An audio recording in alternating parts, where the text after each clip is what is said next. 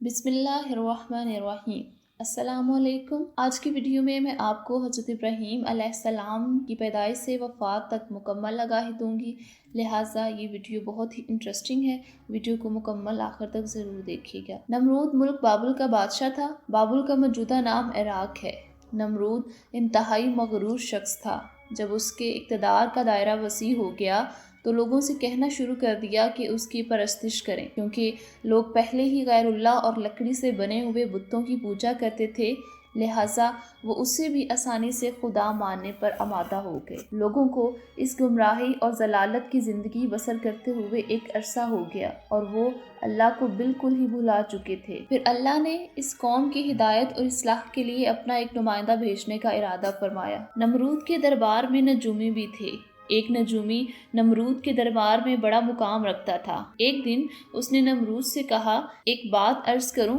تو نمرود نے کہا، ہاں بولو۔ تو نجومی نے کہا کہ ایک بچہ پیدا ہوگا جو آپ کی حکومت کو بالکل ختم کر دے گا اور لوگوں کو اپنے دین کی جانب بلائے گا۔ نمرود یہ سن کر گھبرا گیا اور غصے میں آ کر حکم دیا کہ عورتوں اور مردوں کو علیحدہ کر دیا جائے تاکہ ایسا کوئی بچہ پیدا نہ ہو، اور حکم دیا جو بھی بچہ پیدا ہو اسے قتل کر دیا جائے۔ نمرود نے جیسے ہی یہ حکم دیا تو بابل میں پیدا ہونے والے بچوں کو قتل کیا جانے لگا۔ کہتے ہیں نمرود کے جلادوں نے 1,00,000 بچوں کو قتل کر دیا۔ اسی دوران ایک خاتون تھی جس کا نام تاریخ نے نونا بتایا ہے۔ نونا اس وقت حاملہ تھی، لیکن اس کے حمل کے آثار کو اللہ نے چھپا دیا۔ جب ان کے بچے کی پیدائش کا وقت ہوا تو وہ نمرود کے خوف سے شہر سے باہر چلی گئی اور پہاڑ کے غار میں پناہ لے لی اور اپنے بچے کو اسی غار میں جنم دیا، اور بچے کو لٹا کر پھر خدا سے دعا کی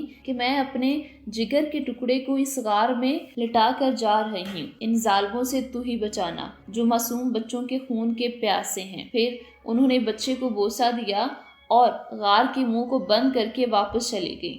جب دوسرے دن غار میں بچے کو دیکھنے آئیں تو دیکھا کہ بچہ انگوٹھا چوس رہا ہے اور اس بچے کے انگوٹھے سے دودھ جاری تھا۔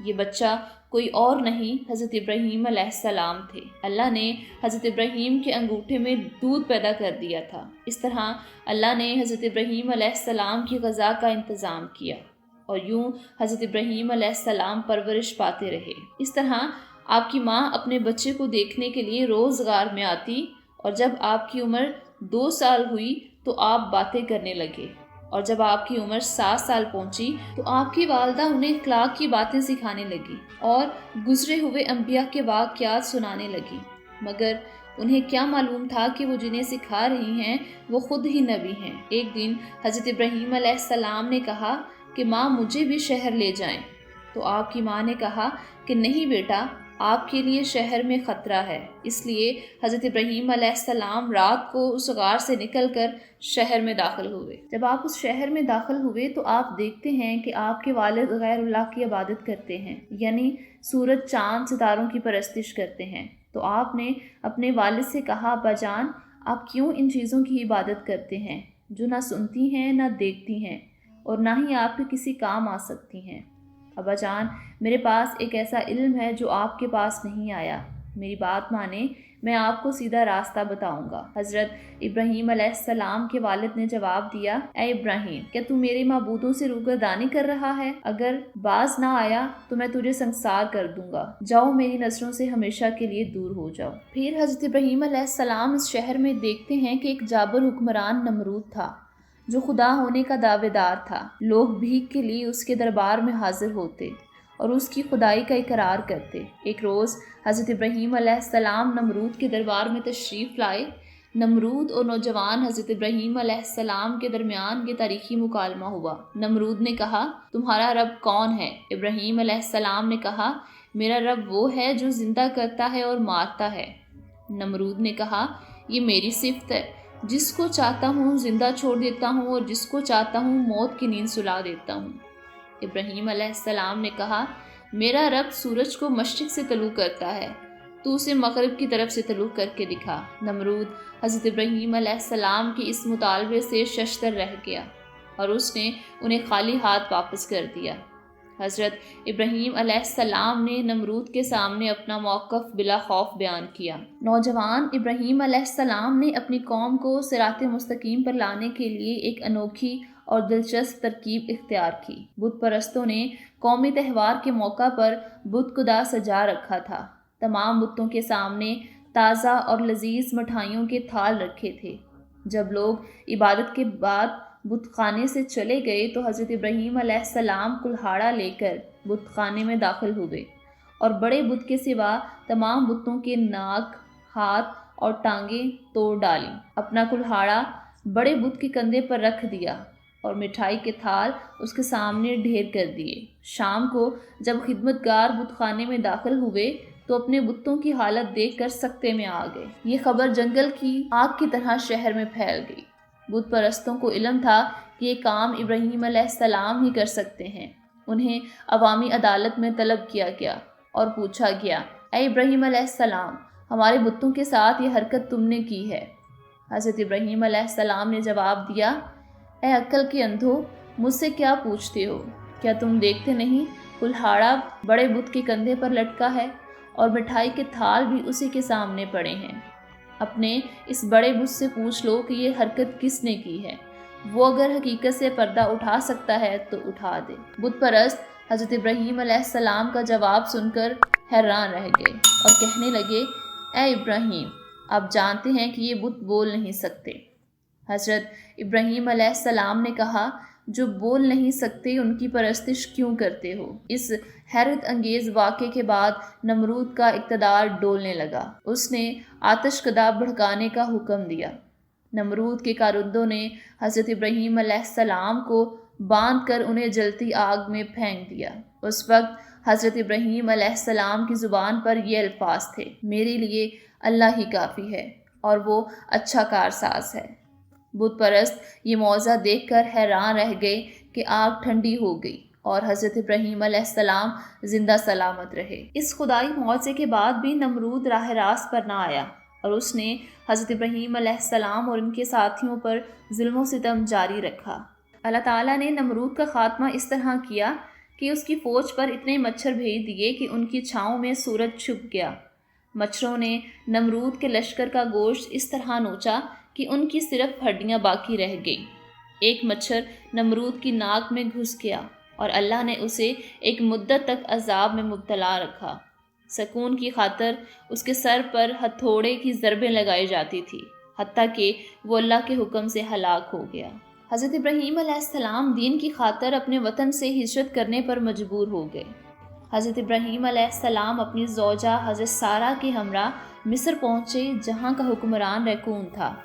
ریکون نے حضرت ابراہیم علیہ السلام کی حسین و جمیل بیوی کو اپنے محل میں طلب کیا اور جب بری نیت کے ساتھ اپنا ہاتھ حضرت سارہ کی جانب بڑھایا تو اس کا ہاتھ خشک ہو گیا۔ یہ معجزہ دیکھ کر ریکون کے ہوش اڑ گئے اور وہ جان گیا کہ حضرت سارہ اللہ کی بزرگیدہ ہستی ہیں۔ ریکون نے بڑی نیاز مندی کے ساتھ حضرت سارہ سے اپنا ہاتھ درست کرانے کے لیے دعا کی درخواست کی اور یقین دلایا کہ آئندہ ایسی جسارت نہیں کرے گا۔ حضرت سارہ نے بارگاہ الہی میں ہاتھ اٹھائے اور دعا کی، اے اللہ، اگر یہ سچا ہے تو اس کا ہاتھ درست کر دے۔ خدا کے حکم سے ریکون کا ہاتھ ہرا بھرا ہو گیا۔ اس واقعے سے متاثر ہو کر ریکون نے اپنی بیٹی حضرت سارہ کے سپرد کر دی تاکہ اس کی تربیت نیک خاندان میں ہو۔ حضرت ابراہیم علیہ السلام نے حضرت ہاجرہ سے شادی کر لی۔ رب تعالیٰ نے حضرت ابراہیم علیہ السلام کو 2 بیٹے حضرت اسحاق علیہ السلام اور حضرت اسماعیل علیہ السلام عطا کیے اور خوشخبری دی کہ دونوں بیٹے بڑے معزز اور بابرکت ہوں گے اور ان کی اولاد کثرت کی وجہ سے گنی نہ جائے گی۔ بیٹوں کی پیدائش کے بعد بی بی سارہ اور بی بی ہاجرہ کا آپس میں اختلاف ہو گیا۔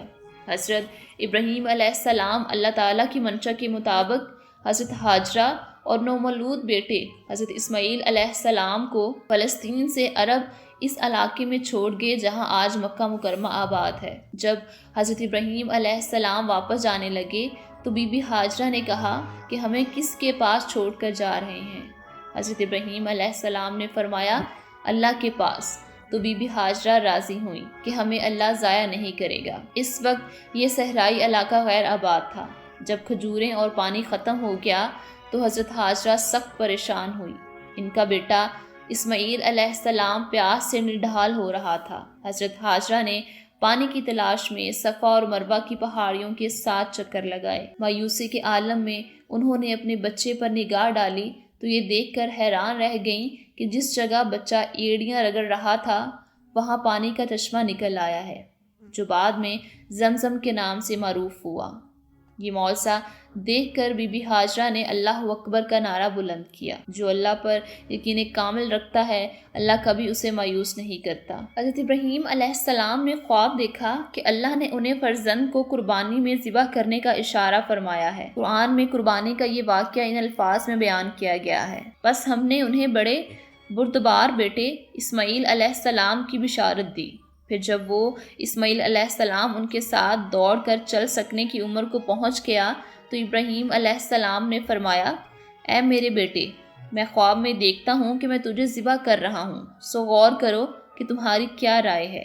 اسماعیل علیہ السلام نے کہا: ابا جان، وہ کام فوراً کر ڈالیے جس کا آپ کو حکم دیا جا رہا ہے۔ اگر اللہ نے چاہا تو آپ مجھے صبر کرنے والوں میں سے پائیں گے۔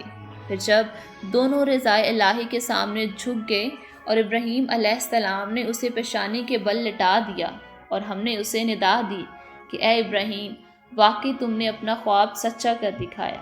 بے شک ہم محسنوں کو ایسا ہی صلہ دیا کرتے ہیں۔ بے شک یہ بڑی کھلی آزمائش تھی اور ہم نے ایک بہت بڑی قربانی کے ساتھ اس کا فدیہ کر دیا۔ حضرت ابراہیم علیہ السلام اور حضرت اسماعیل علیہ السلام دونوں بے مثال صبر کا مظاہرہ کر کے اس آزمائش میں سرخرو ہوئے۔ حضرت ابراہیم علیہ السلام خدا کے نبی اور حضرت اسماعیل علیہ السلام کے والد گرامی تھے، مگر اس کے باوجود انہوں نے اپنے بیٹے پر حکم صادر کرنے کی بجائے اس کی منشا اور رائے طلب کی۔ حضرت ابراہیم علیہ السلام اور حضرت اسماعیل علیہ السلام دونوں نے اپنے رب کے حکم کے مطابق مکہ میں صفا اور مروہ کی پہاڑیوں کے درمیان خدا کا گھر تعمیر کیا۔ مقام کی نشاندہی فرشتے نے کی۔ اللہ تعالیٰ نے قرآن پاک میں اپنے گھر کے بارے میں فرمایا: لوگوں کے لیے جو پہلا گھر مقرر کیا گیا بلا شبہ وہی تھا جو مکہ میں تعمیر ہوا، برکت والا گھر اور سارے جہاں والوں کے لیے مرکز ہدایت۔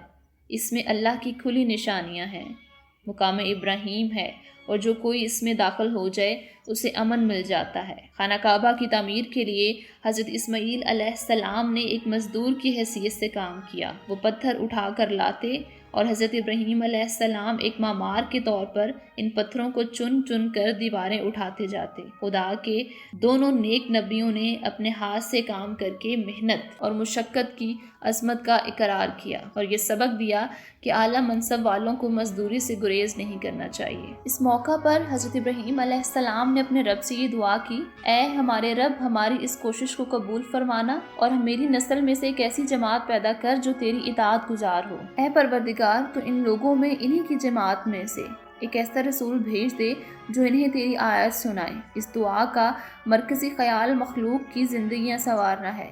حضرت محمد صلی اللہ علیہ وآلہ وسلم نے ایک بار فرمایا: میں اپنے باپ ابراہیم علیہ السلام کی دعا ہوں۔ کعبہ کی تعمیر کے بعد حضرت ابراہیم علیہ السلام نے خدا کے فرمان کے مطابق حج کا اعلان کیا۔ جب حضرت محمد صلی اللہ علیہ وآلہ وسلم نے اعلان نبوت کیا، اس وقت حج کی رسم قائم تھی۔ حضرت اسماعیل علیہ السلام کو اللہ تعالیٰ نے نبوت سے سرفراز فرمایا۔